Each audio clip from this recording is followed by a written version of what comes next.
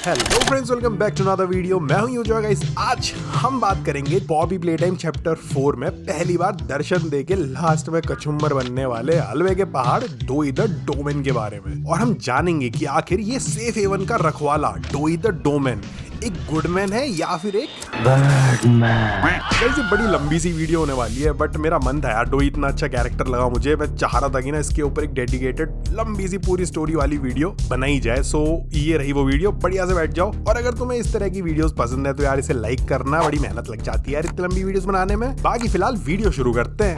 तो करना Joey the Doman! He's stretch you, he's gum you, he's squish you, he's fun you.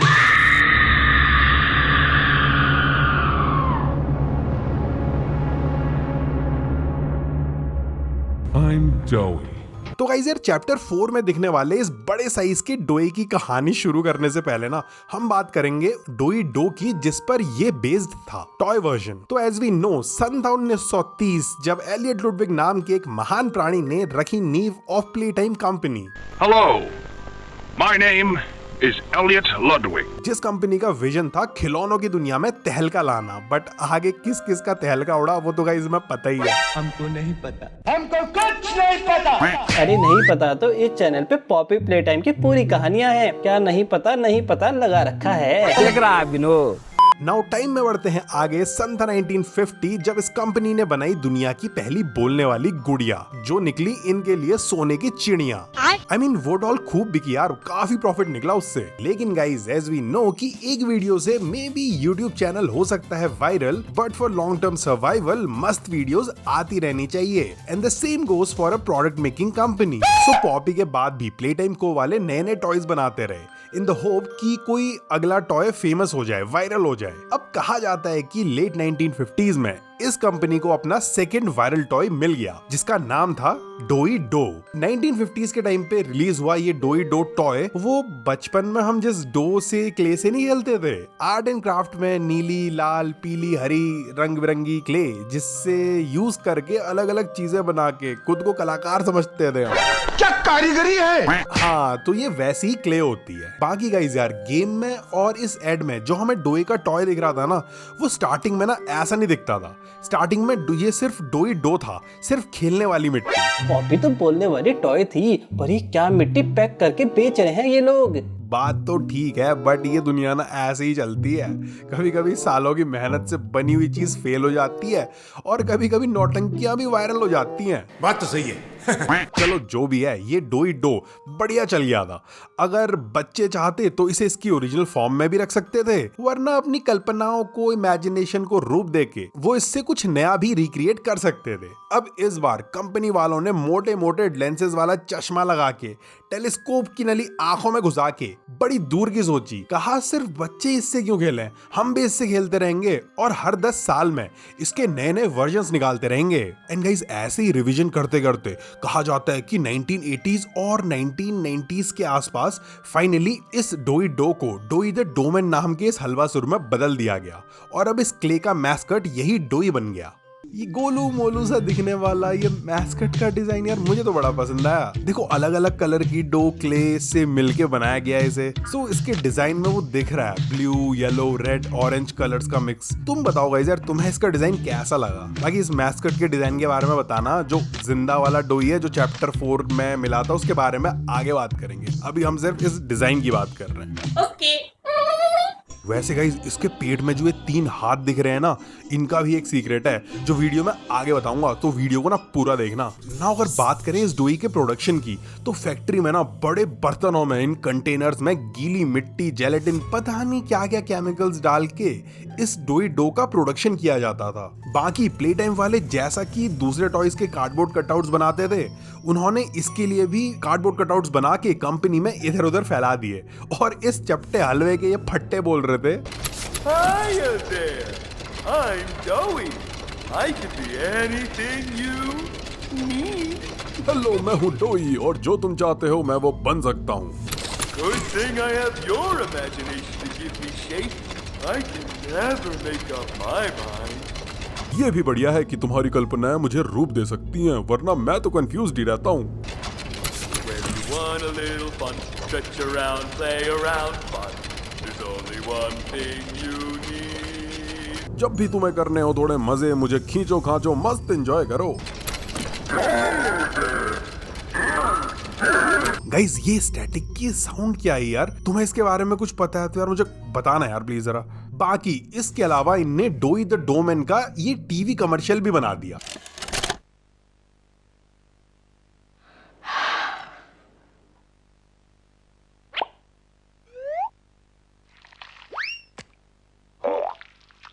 Joey the Dough Man! He's stretch you, he's gum you, he's squish you, he's fun you. D-O-E-Y. He's seal you, he's glue you, he's stick you, he's glue you. D-O-E-Y.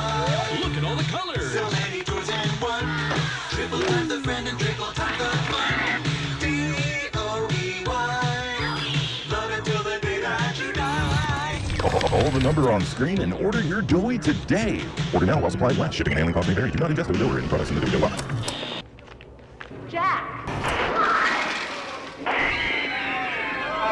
देख लिया add? Now इस add के and में ना हमें इस लड़के की ये फुटेज दिखाई देती है जिसका पैर फिसलता है और वो डोई के सोल्यूशन में गिर जाता है। बट उस कहानी में घुसने से पहले गाइस ये रहा आज का सवाल। आर ऑफ जॉय के टाइम पे हार्ले सॉयर यानी द डॉक्टर ने ओमनी हैंड किसे उल्लू बना के लिया था? A scientist doctor Bruno White से, पी Leith Pierre head of innovation से, प्रिजन के वार्डन से।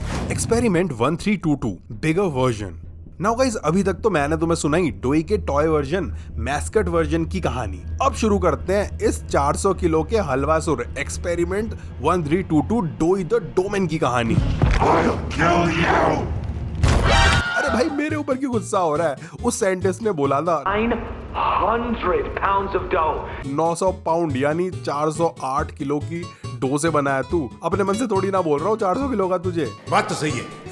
तो गाइस जमाना था 1990s का, जब इस प्ले टाइम को की कमान थी उन 3 खलनायकों, इंसान के भेष में शैतानों, head of innovation Leith Pierre, head of play care Stella Greyber और हेड ऑफ रिसर्च एडी एमन रिटमन के हाथ में, जो प्ले टाइम को की खस्ता हालत देखते हुए कंपनी के संस्थापक एलियट चच्चा के एक फेवरेट स्टूडेंट को वापस इस फैक्ट्री में शैतानी एक्सपेरिमेंट्स करने के लिए बुलाते हैं, जिसका नाम था हार्ले सॉयर। वैसे if you don't know, Elliot Ludwig ने एक यंग जीनियस प्रोग्राम करके शुरू किया था back in the old days, जिसमें वो यंग और इंटेलिजेंट बच्चों को, टीनेजर्स को स्कॉलरशिप देके अपने अंडर साइंटिफिक स्टडीज का पार्ट बनवा रहा था, जिधर उनका फेवरेट स्टूडेंट बन गया था हार्ले सॉयर, जिसे बाद में उन्होंने कह दिया चल चल चल निकल यहाँ से। क्यों, कहा, कैसे? तो गाइस यार जब मैं तुम्हें हार्ले सॉयर द डॉक्टर की स्टोरी सुनाऊंगा ना तो मैं तुम्हें उधर बताऊंगा। फिलहाल ये जान लो कि 1990s में इस हार्ले सॉयर को इस कंपनी में वापस बुलाया गया as a scientist. I mean यार ज्यादा देख लिया तारक मेहता के जमाने में। आई मीन अब वाला तो बेकार आता है, पुराना वाला बेटर था ना। तुम लोग बताओ, तुम तारक मेहता देखते हो? तुम्हें आज वाला अच्छा लगता है या पहले वाला अच्छा लगता है? अय्यर अंकल को साइंटिस्ट बनाने में मेरा बहुत बड़ा हाथ है। चलो जो भी है, यहाँ कहानी में तो हार्ले सॉयर को वापस इस कंपनी में बुलाया गया एज अ साइंटिस्ट और इससे कहा गया कि भैया तू एक्सपेरिमेंट कर और तड़कता भड़कता करिश्मा करके दिखा भाई। सो भाई ने शुरू कर दिया बिगर बॉडीज इनिशिएटिव, जिसके बारे में हम कई बार बात कर चुके हैं। और उन एक्सपेरिमेंट्स की सीरीज में ये लोग प्ले टाइम को के फेमस टॉयज के बड़े बड़े साइज के वर्जन्स बना रहे थे, वो भी प्ले केयर में रह रहे बच्चों के ऊपर एक्सपेरिमेंट करके, ताकि उनसे इधर फैक्ट्री में मजदूरी कराई जा सके और मे बी लड़ाई के लिए उन्हें वेपन बना के बेचा जा सके। पता नहीं, सबकी अलग अलग एक्सपेक्टेशंस होंगी यार, कभी और डिस्कशन करेंगे इस टॉपिक पे। फिलहाल बारी थी डोई द डोमेन का एक बड़ा साइज का बड़ा वर्जन बनाने की, और इस एक्सपेरिमेंट का नाम रखा गया एक्सपेरिमेंट नंबर 1322। तो इस बार हार्ले सॉयर ने सोचा कि क्यों ना करा जाए समथिंग इंटरेस्टिंग, और डोई बनाने के लिए 1 नहीं 2 नहीं बल्कि 3 बच्चों के ऊपर एक्सपेरिमेंट किया जाएगा।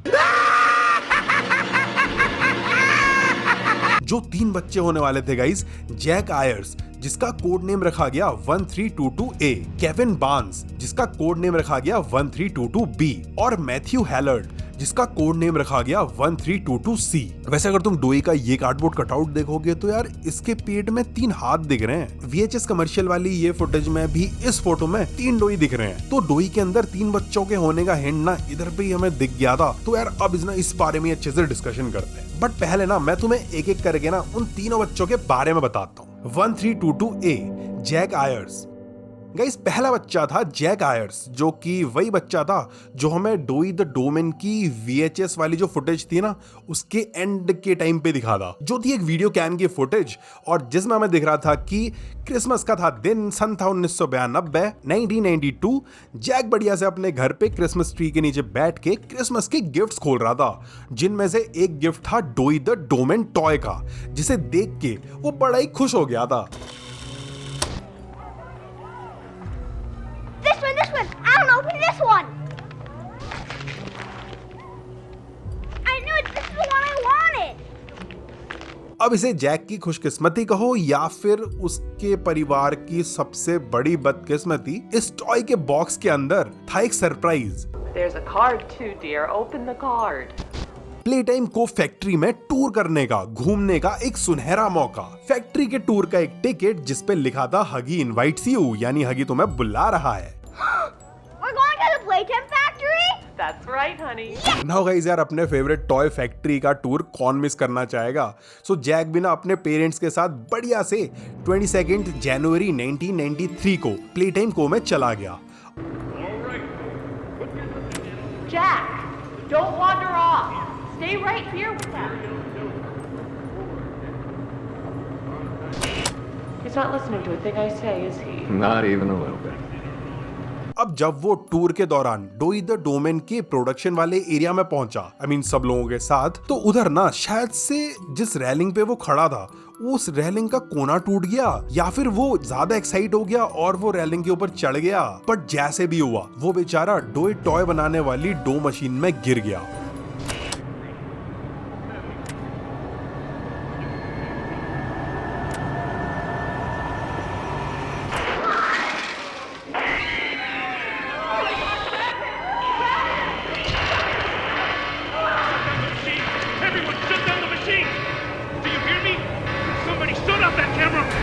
टूर गाइड ने उसे देखा, उसकी मॉम डैड सब चिल्लाने लग गए। एम्प्लॉइज ने भी फटाफट तो नहीं बट 1-2 मिनट में ना डो मशीन को बंद कर दिया।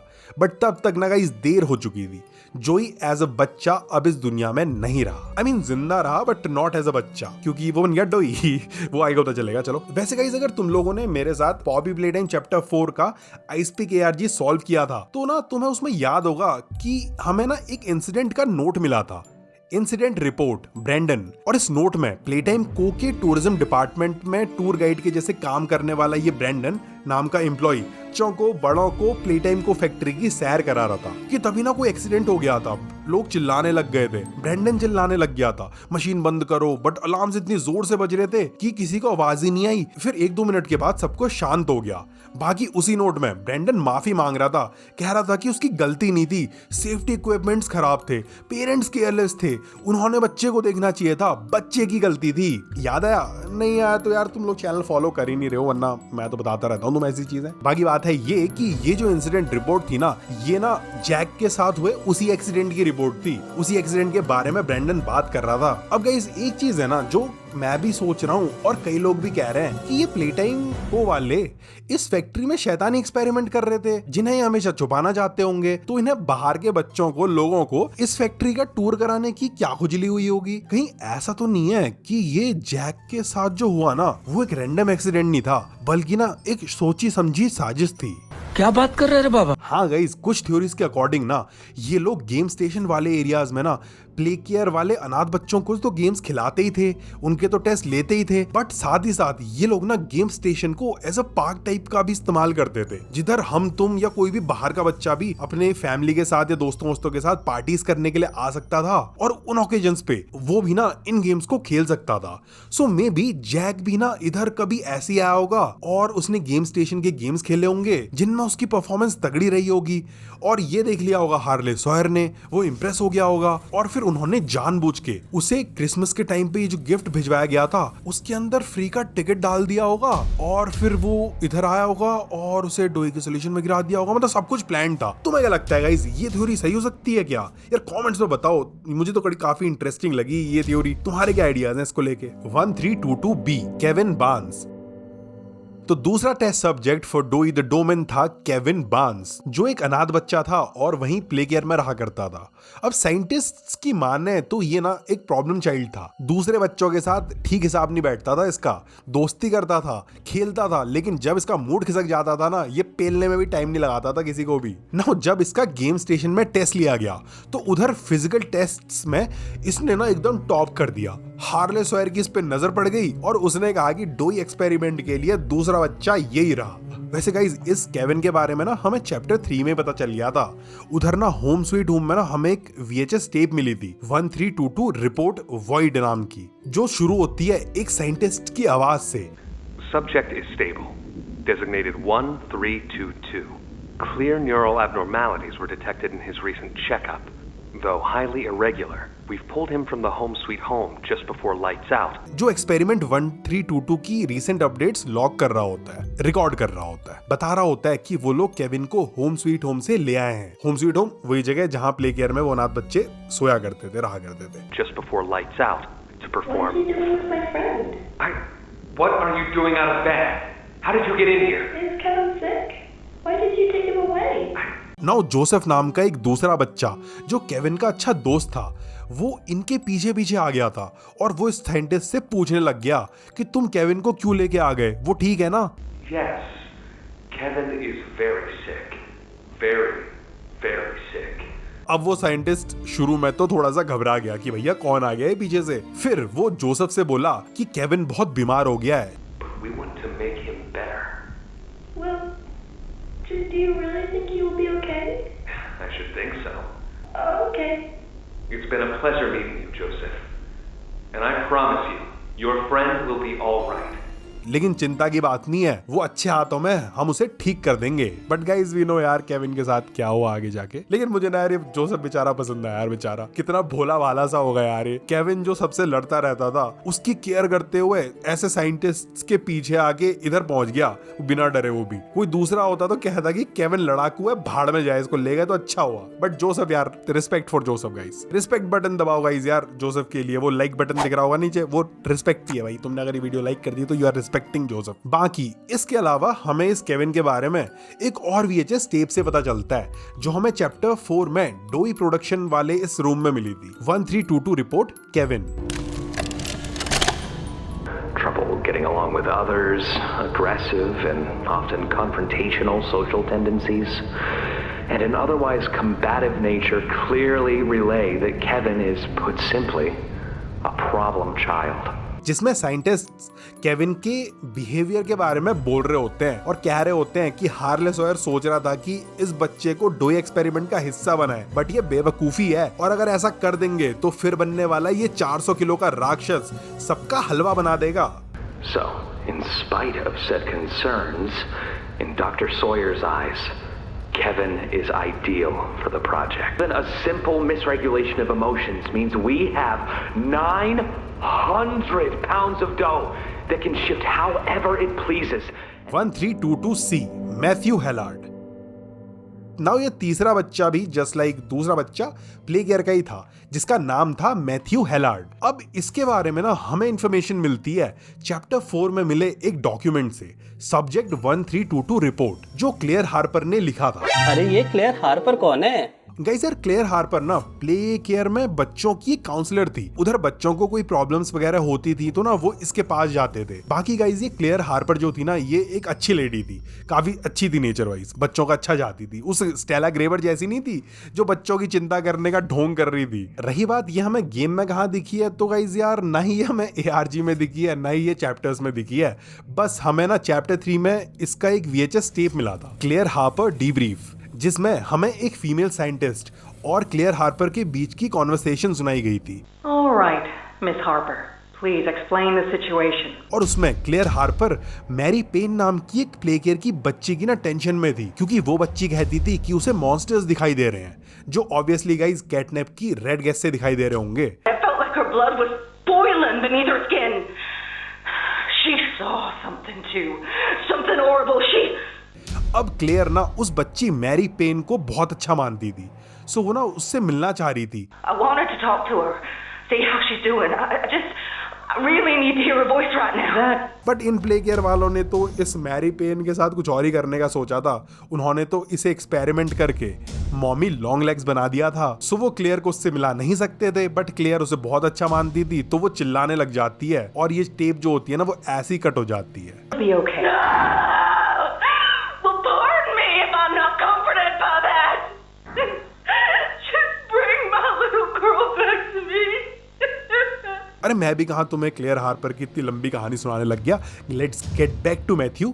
सो क्लेयर हार्पर ना मैथ्यू को ना ड्रीम चाइल्ड कह के बुलाती थी, यानी ऐसा बच्चा जो सब पेरेंट्स चाहते हैं, क्योंकि वो थॉटफुल, काइंड, कंसिडरेट और अंडरस्टैंडिंग था। मतलब विचारशील, दयालु और समझदार था। नाउ मैथ्यू ना ही दिमाग से बहुत ज्यादा स्मार्ट था, बी और सी ही लाता था प्ले केयर वाले स्कूल में, और फिजिकली भी वो बहुत ज्यादा स्ट्रॉन्ग नहीं था, बट उसमें ना एक चार्म, एक करिश्मा था, और प्ले केयर के दूसरे छोटे छोटे बच्चे उसे अपना लीडर मानते थे। बट गाइज यार, अगेन वो लीडर ही कैसा जिसकी अपनी इनसिक्योरिटीज, अपनी बैक स्टोरी ना हो। इस बेचारे मैथ्यू की भी एक बहुत ही सैड सी कहानी थी। तो ये मैथ्यू ना बचपन से ही अनाथ नहीं था, बल्कि वो अपने पेरेंट्स के साथ रहा करता था। देन अनफॉर्चुनेटली 15 साल की उम्र में ना उनका एक्सीडेंट हो गया और उसके पेरेंट्स इस दुनिया में नहीं रहे। एंड गाइज उसके बाद इस मैथ्यू को इस प्ले केयर के ऑर्फनेज में डाल दिया गया।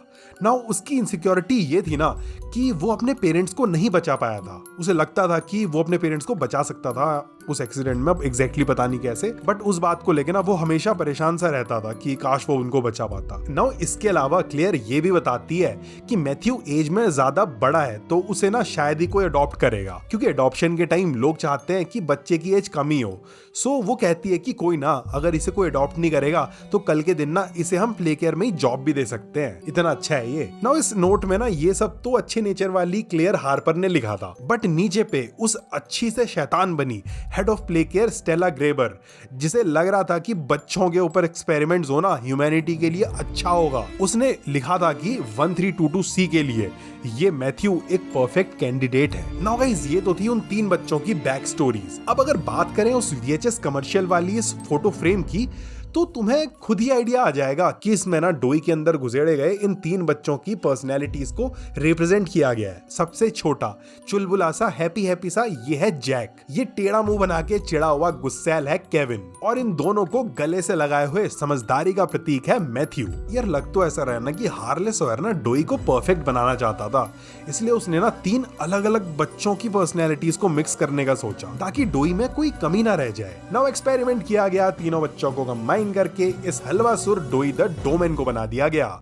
नाउ जैसा कि वे ऑलरेडी नो, ये डोई डो के जैसे सब्सटेंस से बना हुआ था, इसलिए ना ये अपनी बॉडी को अलग अलग शेप्स में मॉडिफाई कर सकता था, और अपनी इसी एबिलिटी की वजह से ये कहीं से भी निकल सकता था। जेल की सलाखें हो, चटकी हुई दीवारों के क्रैक्स हो, तुम्हारे बाथरूम का नल हो, अबे साले आराम से ना कहीं से भी आर पार निकल सकता था, वो भी बिना कोई साइड इफेक्ट्स के। बाकी इसकी यही पॉलीमॉर्फिक फिजियोलॉजी इसे स्ट्रॉन्ग बनाती थी, बहुत ज्यादा ताकतवर बनाती थी, फ्लेक्सिबल बनाती थी, जिस वजह से इसे मार पाना, इसकी कुटाई कर पाना कोई ईजी काम नहीं था। चलो अपनी बॉडी की क्ले को आड़ा टेढ़ा घुमाना तो एक बात है, ये ना अपनी बॉडी से क्ले अलग भी निकाल सकता था। जैसे इसने ये प्लेटफॉर्म्स बनाए थे, अपनी बॉडी की क्ले निकाल के ये अलग अलग चीजें भी बना सकता था, वेपन्स भी, जिसके बारे में अभी बताता हूं तुम्हें। उससे पहले जान लो इसकी मॉन्स्टर फॉर्म। इसके अलावा गाइस, डोई के पारे का पापा, हेलो पापा, अरे आई मेंट टू से उसके गुस्से का पारा जब सर से ऊपर चढ़ जाता था, तो भैया ये हलवासुर इस अजीब सी मॉन्स्टर्स फॉर्म में कन्वर्ट हो जाता था। कितने हाथ है भाई इसके, गिन के बताओ तो जरा। आजू बाजू, अगवाड़े, पिछवाड़े, जबड़े, जहां तहां से भाई हाथ ही हाथ निकल रहे हैं। कतई जुनॉमली का एक मॉन्स्टर नहीं लग रहा है। वैसे अगर तुम इसके मुंह वाले हिस्से में फोकस करोगे तो इधर ना तुम्हें 3 बच्चों के सर दिखाई देंगे, और यहाँ पे 6 हाथ दिखाई देंगे, जो उन 3 बच्चों को ही रिप्रेजेंट कर रहे हैं, या वो 3 बच्चे ही हैं जो इसके अंदर है। अब अगर तुम सोच रहे हो कि भैया ये मॉन्स्टर तो कतई पावरफुल हो गया है, दैत्य हो गया है, इसकी अगर खिसकी तो ये इसकी उसकी सबकी चटनी बना देगा, तो भैया जस्ट लाइक एवरीवन, टॉप हो या फ्लॉप, सबकी होती है एटलीस्ट एक इनसिक्योरिटी। इस हलवासुर की भी ना एक कमजोरी थी, भाई को एक्सपोज करो ठंड से, फ्रीज हो जाता है, और इस दौरान यू कैन डू इसकी कटाई पुटाई सब पिटाई कर सकते हो भाई बढ़िया से। और ऐसी इसकी पिटाई चैप्टर 4 में भी हुई थी, तो जिसके बारे में हम एंड पे बात करेंगे। Now coming back to the कहानी, तो कहानी अभी पहुंची थी 1993 में, जब डोई द डोमेन का ये एक्सपेरिमेंट काइंड ऑफ सक्सेसफुल रहा था। इसकी आंखें खुल गई थी, बट विथ वही दिक्कत, उन 3 बच्चों की पर्सनैलिटीज आपस में तू मैं करते रहती थी। डोई कंट्रोल में नहीं रहता था, वो तीनों ना उसे अनस्टेबल ही रखती थी। सो 1322 को वही प्रिजन वाले एरिया में कंटेनमेंट में रख दिया जाता है और साइंटिस्ट्स उसकी टेस्टिंग वगैरह करते रहते थे। इवन चैप्टर 4 में भी वो छछुंदर को जब इंटेरोगेशन रूम से होते हुए ले जाता है तो वो बताता है कि साइंटिस्ट्स इधर उससे क्वेश्चंस पूछते थे जिनके वो अनशंट आंसर्स देता था। Rooms. They question us here after watching us. Those of us who could speak at all. I always answered. But I never gave them an answer they liked. याद है तुम्हें? अब गाइस डोई को होश में आए हुए कुछ दिन ही हुए थे कि प्ले टाइम के साइंटिस्ट्स की पता नहीं क्या खिसकी या पता नहीं जो भी रीजन था, उन्होंने जैक के पेरेंट्स सुजैन और जॉर्ज आयर्स को कांटेक्ट किया। उनसे कहा कि तुम्हारे बेटे को वापस लाया जा सकता है। जो सुन के उस बेचारे जैक के पेरेंट्स प्ले टाइम को पहुंच गए और उधर उनके साथ क्या हुआ वो हमें चैप्टर 4 में फाउंडेशन वाले एरिया में मिली इस 1322 रिपोर्ट जैक वाली VHS टेप में सुनाई दिया था। पहले साइंटिस्ट्स ने जैक के मॉम एंड डैड को डोई दिखाया जो एक कमरे एक कंटेनमेंट के अंदर बंद था। कहा कि ये तुम्हारा बेटा है। Is that him? Is that my boy? Yes, ma'am, it is.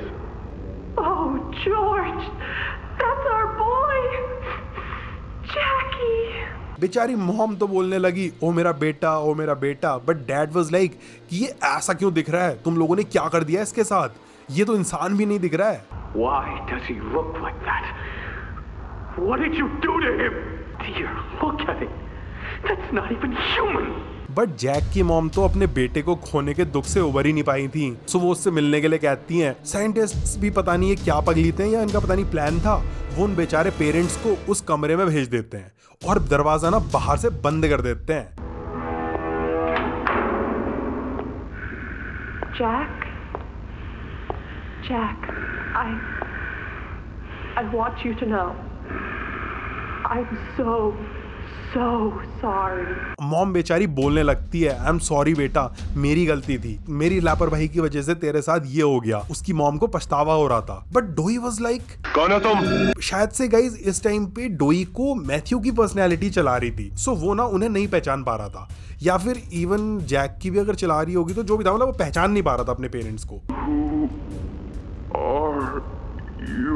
उल्टा उन मॉम एंड डैड की पै रोना धोना सुन के डोई की पर्सनैलिटीज आपस में और लड़ने लग जाती हैं।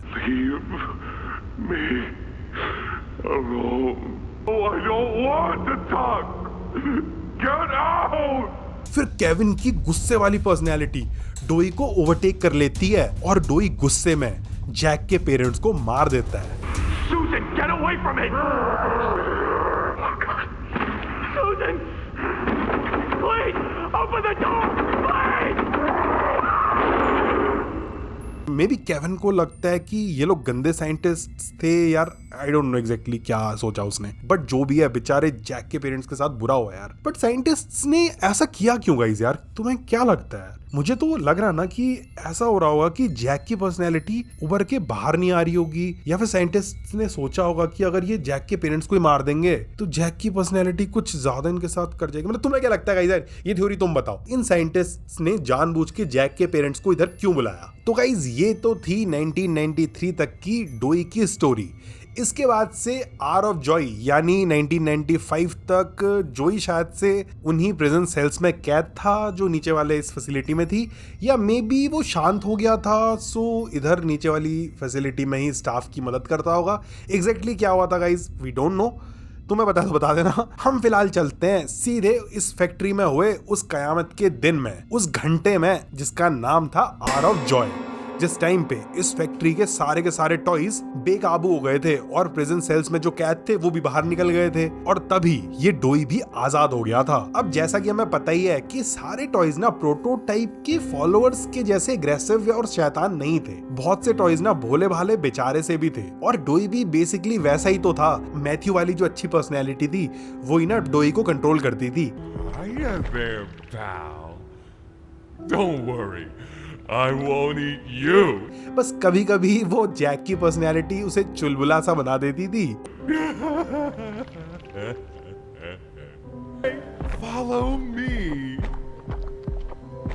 और ज्यादा ही गुस्सा आने पे रेयरली केविन की पर्सनैलिटी उसे शैतान भी बना देती थी, बट ऐसा कभी कभी होता था, फिर वो कंट्रोल पे आ जाता था। Hunting us, starving us, making us sick and... अब कहा जाता है कि उन सब अच्छे टॉयज इंक्लूडिंग डोई, डॉग डे वगैरह वगैरह सबकी लीडर बन गई थी पॉपी। बट देन एक दिन की बात है, पॉपी उधर से गायब हो गई। सब टॉयज को लगा कि पॉपी उन्हें छोड़ के भाग गई है, बट आई थिंक यार उस टाइम बिना प्रोटोटाइप को पता चल गया था कि ये टॉयज उसे भगवान नहीं मान रहे हैं बल्कि पॉपी को लीडर मान रहे हैं, बगावत के बीज बोए जा रहे हैं, सो पॉपी को साइड करना पड़ेगा। और इसी टाइम ना शायद उसने पॉपी को उठवा के फैक्ट्री के ऊपर वाले इस हिस्से में एलियट लुडविग ने जो ये रूम बनाया था जहां हम चैप्टर 1 के एंड में भी गए थे, उधर की अलमारी में ना उसने पॉपी को कैद कर दिया। अब ये एग्जैक्ट स्टोरी ना हम किसी और दिन कवर करेंगे। फिलहाल coming back to the story, तो पॉपी के गायब होने के बाद सबने सोचा कि पॉपी ना उन्हें छोड़ के चले गई है और सब घबरा गए। डोई भी घबरा गया, उसने सोचा कि भाई फट रही है, मैं भी भागता हूँ इस प्रिजन एरिया से। बट गाइज मैथ्यू तो बड़े भैया का टाइप का था ना यार, जो अपने छोटे भाई बहनों को उन टॉयज को, उन बच्चों को इधर कैसे छोड़ के जा सकता था। तो उसने सोचा कि यार मैं इतना पावरफुल होके जब मुझे इतनी डर लग रही है तो इन बेचारे छोटे नन्हे मुन्ने टॉयज को, इनको तो कितनी डर लग रही होगी और ये बेचारे तो अपनी केयर भी नहीं कर सकते हैं। तो उसने डिसाइड किया गाइस, इस एरिया में जिसे बाद में उन लोगों ने सेफ हेवन बोला, उधर सारे टॉयज को सेफली प्रोटेक्ट करेगा। अब कहीं डोई की दूसरी पर्सनैलिटीज उस पे हावी होके उसे बदल ना दें, इसलिए उसने एक VHS टेप भी रिकॉर्ड करी जो हमें चैप्टर 4 के ऑलमोस्ट एंड पे मिलती है, अ रिमाइंडर, जिसमें वो ये बातें बताता है और बोलता है कि अगर कभी मेरी पर्सनैलिटीज ऐसे लड़ने लग जाए तो मुझे ये टेप सुना देना, मैं ठीक हो जाऊंगा। I wanted to make this in case I ever doubt or forget that. Just play this and remember. Yeah.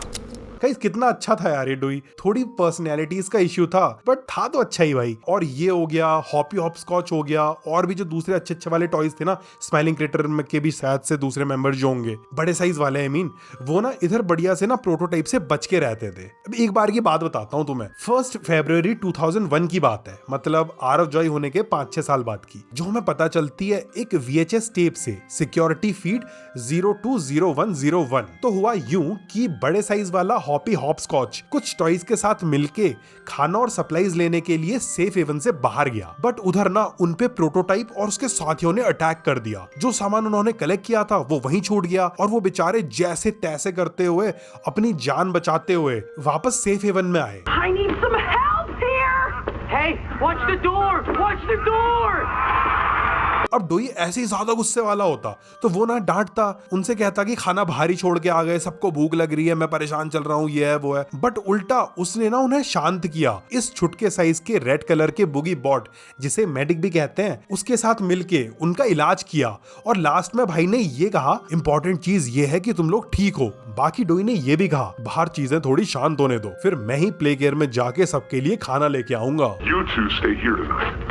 Let things settle down outside. I'll find more food for you to bring up to play care. The important thing is you're both okay. अब guys इसके बाद कहानी पहुंचती है सन 2005 में, यानी वो साल जब छछुंदर इस प्लेटाइम फैक्ट्री में आता है। ऊपर से नीचे फ्लोर में आते हुए चैप्टर 4 में डोई की उससे फाइनली मुलाकात होती है। वो भी बड़ा ही इंटरेस्टिंग सीन था ना गाइज यार। छछुंदर पे पियानोसॉरस अटैक करता है बट डोई पीछे से आके उसकी हेकड़ी निकाल के उसे गटक जाता है। मर गया। फिर थ्रू आउट द चैप्टर वो छछुंदर की हेल्प करता है और छछुंदर इस चीज को गौर करता है या नहीं पता नहीं, बट हमने तो गौर किया कि इस टाइम पे भी कभी कभी तो डोई समझदारी वाली बातें करता है, उसमें मैथ्यू वाली पर्सनैलिटी आ जाती है। I heard what you did above, what you survived.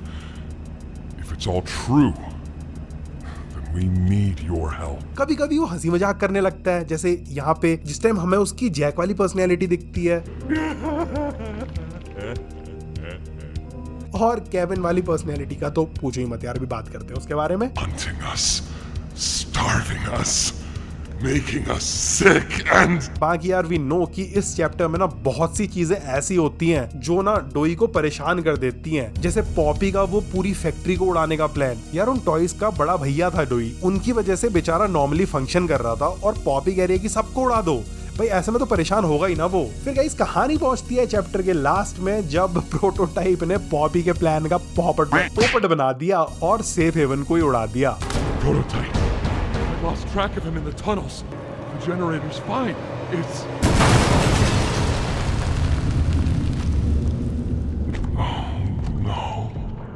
बस इससे ज्यादा उस बेचारे डोई को क्या हिट कर सकता था? बताओ, किसे गुस्सा नहीं आता? सो वही उसके साथ भी हुआ। डोई की तीनों पर्सनैलिटीज आपस में खतरनाक लेवल पे तू मैं करने लग गई, कंट्रोल के लिए आपस में लड़ने लग गई। Hurt. Everything hurts. Hurt back. Always hurt back. Parents, scientists, everyone.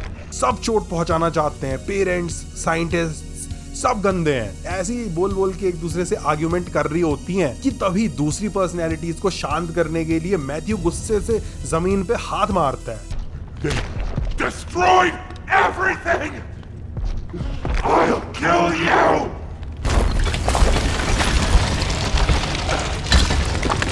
But तभी ऊपर से मलबा इस हलवे के ऊपर गिर जाता है और बस डोई का ओवरऑल गुस्सा थोड़ा सा और बढ़ता है और अब केविन की उस गुस्से वाली पर्सनैलिटी को डोई का पूरा कंट्रोल लेने का मौका मिल जाता है। सो वो उस पर पूरा कंट्रोल जमा लेता है और इस टाइम पे डोई अपनी मॉन्स्टर्स फॉर्म में कन्वर्ट हो जाता है।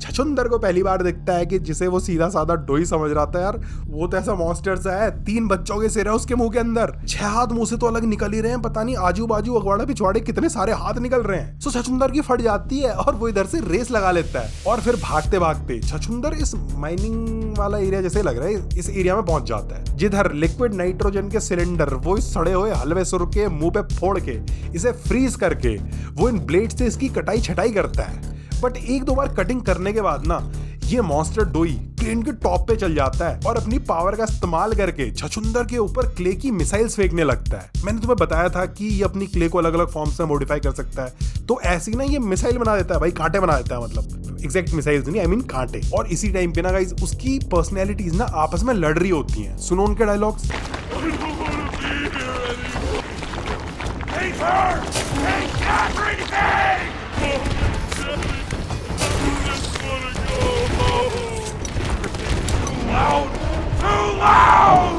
Now eventually छछुंदर ब्लेड के तीसरे वार के साथ उसे मार देता है। मतलब उसे तो लगता ही है कि डोई मर जाता है, बट नहीं।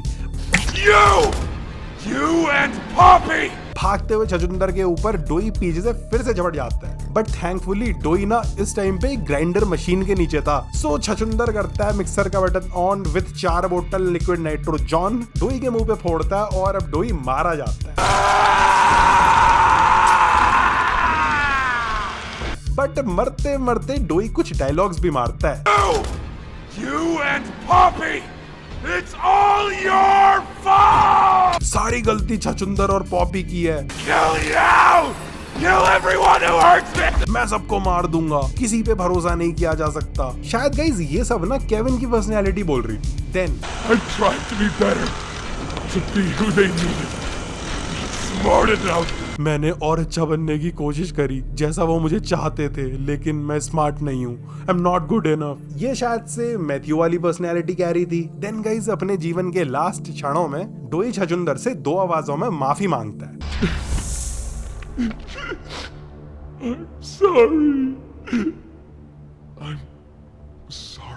मतलब मैथ्यू और जैक वाली पर्सनैलिटी से माफी मांग रही थी, केविन वाली पर्सनैलिटी ने अभी भी माफी नहीं मांगी। और बस फिलहाल के लिए दी एंड, खत्म हो गया डोई का सीन। तो गाइस ये थी डोई द डोमैन की पूरी स्टोरी, जिसमें अगर मुझसे कुछ छूट गया होगा तो तुम लोग कमेंट्स में प्लीज बताना। अब तुम मुझे ये भी बताना कि तुम्हें ये कैरेक्टर कैसा लगा। मैंने इतनी बड़ी वीडियो बनाई है देखो यार डोई के लिए, तो तुम लोग भी ना अपने दिल से एक कॉमेंट लिखो बड़ा सा, जरा डोई को भी पता चले कि यार तुम्हारे दिमाग में उसके लिए क्या क्या थॉट्स हैं। बाकी यार तुम लोगों को क्या लगता है, डोई मर गया या फिर अगले चैप्टर में किसी डिफरेंट फॉर्म में या किसी अलग तरीके से वापस आ सकता है? क्योंकि यार इसकी फॉर्म ना थोड़ी अलग टाइप की है ना, ये प्लास्टिक टाइप का टॉय थोड़ी ना है। तो अगर इसका क्ले का कोई टुकड़ा भी रह गया होगा तो वो बचा हुआ टुकड़ा जैसे वेनम के साथ होता है, उसकी बॉडी से एक दूसरा सिम्बायोट निकल जाता है, तो कहीं ऐसा तो नहीं होगा कि हमें डोई का बच्चा देखने को मिल जाए कोई, जैसे ग्रूट का छोटा ग्रूट वैसे। यार तो अगर तुम लोगों ने यहाँ तक वीडियो देखी है तो तुम्हें थ्योरीज इंटरेस्टिंग लगती हैं, तो अपनी भी एक थ्योरी बताओ कि डोई द डोमेन अगर जिंदा बचेगा, दोबारा से आएगा, तो वो किस तरीके से आ सकता है। बाकी गाइस यार आज की वीडियो में इतना ही। Hope you enjoyed. Thanks for watching the